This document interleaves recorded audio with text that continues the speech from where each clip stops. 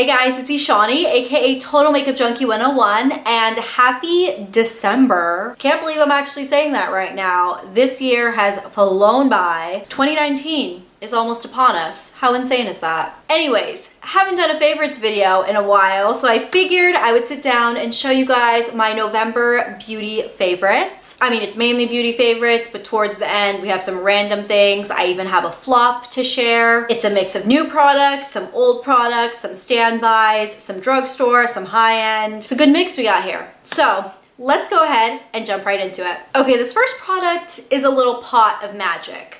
I don't know how Marc Jacobs did this. This is the new-ish Marc Jacobs See-quins Glam Glitter Eyeshadow. The overall layout of this is something that we have seen. L'Oreal had something similar where it was almost like a loose pigment that was sort of pressed into a pot. You guys, I have absolutely never in my entire life seen a glitter eyeshadow that has this much dimension. I know that seems like a bold claim. It is a bold claim. This is just one of those products that you have to see. Now, when you swatch it, I recommend using these with your fingers. I mean, it's definitely a pretty chunky shadow. So the name of this shadow line is called See-quins. And I have to say, I've never in my life seen a shadow that, especially on the eyelid, genuinely has the dimension of like multicolored sequins. This shade in particular is called Topaz Flash. It's kind of like a taupey bronze base with gold and pink and maybe like purpley blue glitters in it. I do recommend using these with the glitter glue. The first time I used it, I didn't use a glitter glue. I did get some glitter transfer like up into my crease area, which isn't usually a problem I have. Considering the holidays are right around the corner, like this is stunning. Okay, we need to move on. Let's go ahead and talk about lip products next. This is a new lip product formula that I tried this month that I fell in love with. These are the TheBalmJour creamy lip stains from TheBalm. TheBalm is a brand that I feel like is very underrepresented in the YouTube community. I know people always talk about their Mary Luminizer highlighter, but just in general, I feel like their whole makeup line is super cute. I mean, the packaging is just out of this world adorable. The names of everything are so punny, so cute. And this creamy lip stain formula, this is unique. So the way I would describe this formula is basically it goes on like a gloss. As it kind of sets down over the course of an hour or two, it definitely dries down to more of a satin creamy lipstick finish. But then a couple hours after that, as you continue to wear it, it does stain your lips. So it's honestly the best of everything. It's very comfortable, goes on like a lip gloss. If your lips are cracked, dry, flaky, this will not exaggerate any of the problem zones on your lips. And then as you wear it, just the natural wear down of these is just so beautiful. I've got two shades to show you guys here today. One is more of like a peachy nude, which is this one called Konnichiwa. And then this bottom shade right here is called Hello, which is more of a kind of muted raspberry. This is just one of those formulas that I could try to explain it and I could try to compare it to something else, but it really is a hybrid gloss lipstick stain that I don't think is really comparable to anything else I've tried. I really, really like these. Let's talk about some complexion products. There's a new concealer that I have been using that I really, really love. This is one of those concealers that if you're kind of not into things like the Tarte Shape Tape or the Too Faced Sculpting Born This Way high coverage concealer, this one is really good. This is the First Aid Beauty Hello Fab Bendy Avocado Concealer. The shade I have in this is number 5. I will say the shade range kind of sucks. It's got one of those flat kind of doe foot type applicators to it. I mean, there's not really much to say about it other than it's a good concealer for those of you that feel like Tarte Shape Tape is just too much or too full coverage. I've just been using this so much on a day-to-day basis where I don't want it to look like I have makeup on, but this gives you the coverage you need. The other kind of complexion item I wanted to talk about is the Maybelline Master Blur Stick by FaceStudio. This is one of those hidden drugstore gems that I feel like no one really talks about, but it's kind of amazing. I think I used this in a recent Get Ready With Me, and the shade that I have is 130, which I believe is like their medium tan shade. This does give very, very light coverage. It's actually a little too dark for my skin tone, but I find that when I use it, it kind of color corrects certain areas, which I don't mind one bit. If I could get some pore filling and some color correcting going in the same product, that's great. This also does make my makeup last longer. This I've been using in place of my Smashbox Photo Finish Pore Filling Primer, and to be honest, I don't really notice a difference between the two, other than the fact that the Smashbox is like quadruple as expensive as this. This is a product that I didn't want to buy. To be totally honest, I looked at it many times and just walked right by it, and then the hype got to me. This is the Hourglass Ambient Lighting Edit Unlocked palette. This is one of the 2 Hourglass Ambient Lighting Edit palettes they launched for the holiday time. This one is probably my favorite of the 2. Yes, I have the other one as well because I'm a sucker, and I have just re-fallen in love with the Hourglass Ambient Lighting Powder collection. Their blushes, their finishing powders, the highlighters, they're all gorgeous. Now, all 6 of the shades in this particular palette, the Ambient Lighting Edit Unlocked palette, are all exclusive to this palette. There are 2 of the kind of finishing powders, there's 1 bronzer, 2 blushes, and then a true highlight. Gotta say, these palettes are amazing. They're very well curated, they are very, very expensive. You're not getting very much product for the price, but it's one of those things where when I look at a palette like this, it's convenient, it has basically everything you need. And yes, you're not getting a ton of product in each individual pan, but I'm not someone that goes through full-size products very often anyways. But if you were gonna go and buy, you know, a full-size finishing powder, a full-size bronzer, full-size blush, etc., you're obviously gonna pay a lot more than $80. Do you hear me just trying to justify this purchase to myself? Yeah, I love it. I've used this a lot. I really, really love the palette, but the price tag it's a tricky one to swallow. Let's talk about something a little bit easier to swallow. This is the Milani Make It Last Setting Powder in the shade Radiant. This is one of those products I believed I talked about on my channel months ago, and I rediscovered it this last month. And I have to tell you guys, I don't know why I ever put this down. This is a loose powder that Milani claims to be a setting powder, but I'll be totally honest, this gives you the most beautiful,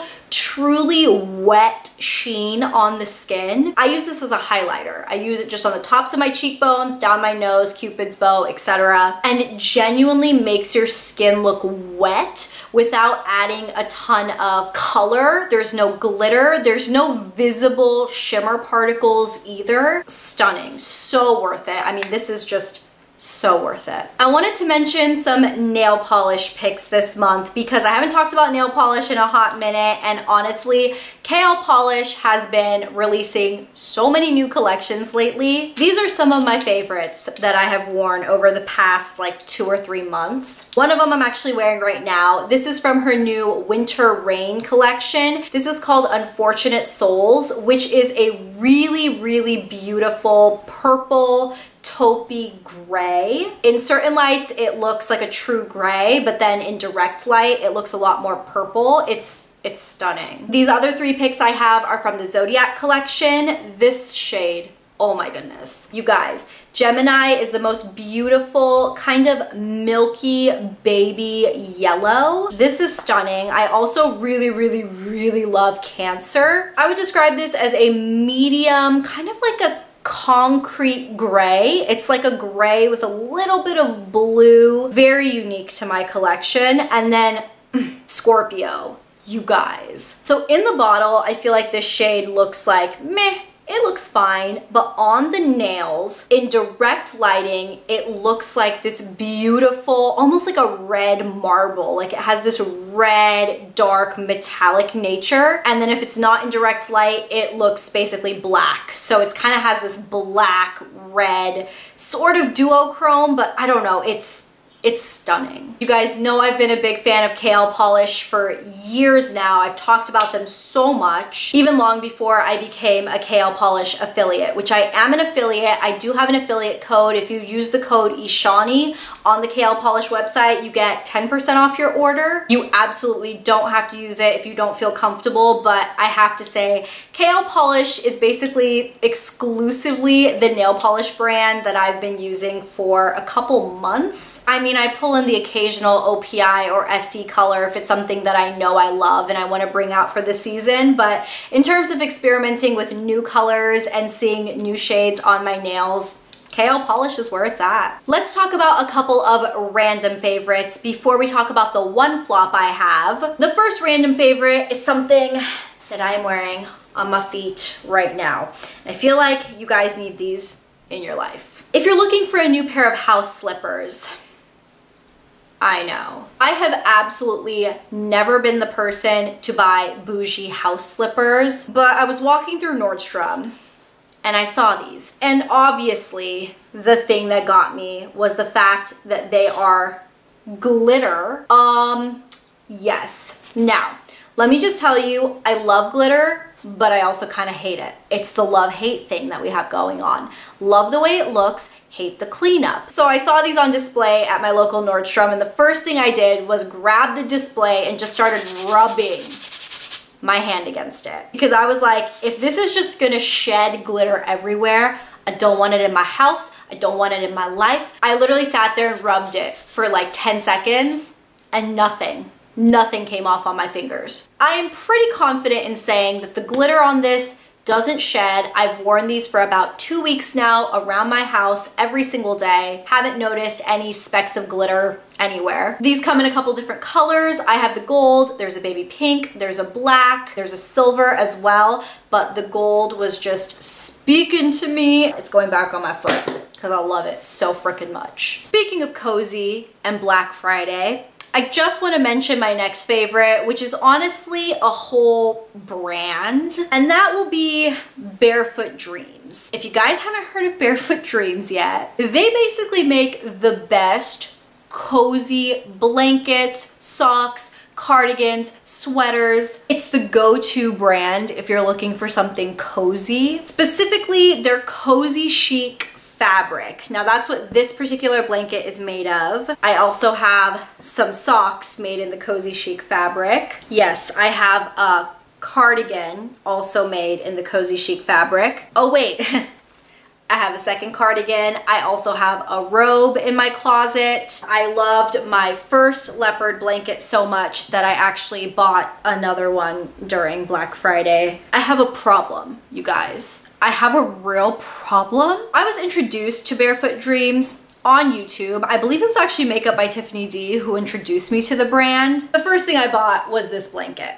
Bought it, fell absolutely in love with it. I've had it for, I want to say at least 2 years, maybe a little bit longer than that. It washes up amazingly. It's super soft, cozy. It's honestly my blankie. I take it everywhere with me. Because of that, throw that over there. I started getting their clothing in the same fabric, and I have to say this cardigan here, this is the same material as that blanket. It literally feels like you're wearing a blanket. I'm gonna pop up a model picture here so you can see how it looks. It's an oversized blanket, if we're being totally honest. This shade as well as this color, it's the same cardigan, just in 2 different colors. These were actually 50% off on Nordstrom's website. I think these particular colors were maybe getting discontinued or something. I'll put the link below. They keep going in and out of stock. I know sometimes you'll go on there and it says sold out, and then if you check a couple hours later, it's back in stock. So if you're interested in getting these at 50% off, I'll put the link below. you probably will have to stock it for a couple days before you get your size. Their products are very highly in demand, so they constantly go in and out of stock. Finding something in the color that you want might be a little tricky. The reason I wanted to sit here and show you guys my whole freaking Barefoot Dreams collection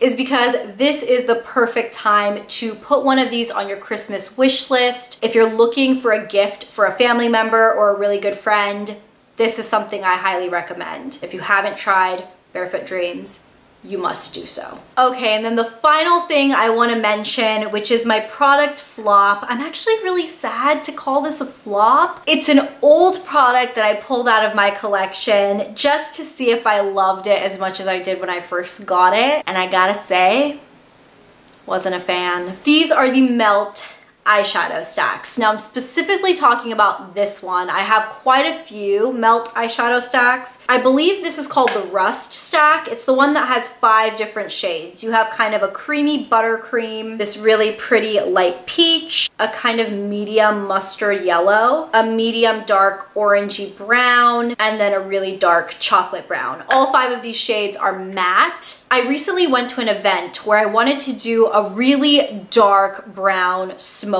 eye. So when I tried to do that dark brown smoky eye with these shadows, while the tones of the colors were exactly what I was looking for, I found the formula really difficult to use. It's kind of stiff, it goes on pigmented, but to blend these shadows, oh my goodness. I felt like I was sitting there for 10 years trying to get these to blend. So I ended up having to go over my look with some Anastasia Beverly Hills matte shadows just to get them to look blended. I also pulled in my Viseart Neutral Matte palette. I mean, I felt like I had to do so much damage control after I used these shadows just to fix it. That's unfortunate because these are really expensive and I really did like these back in the day, but maybe it's just the fact that I've discovered so many other matte eyeshadow formulas that I really, really love. Maybe these are just not holding up.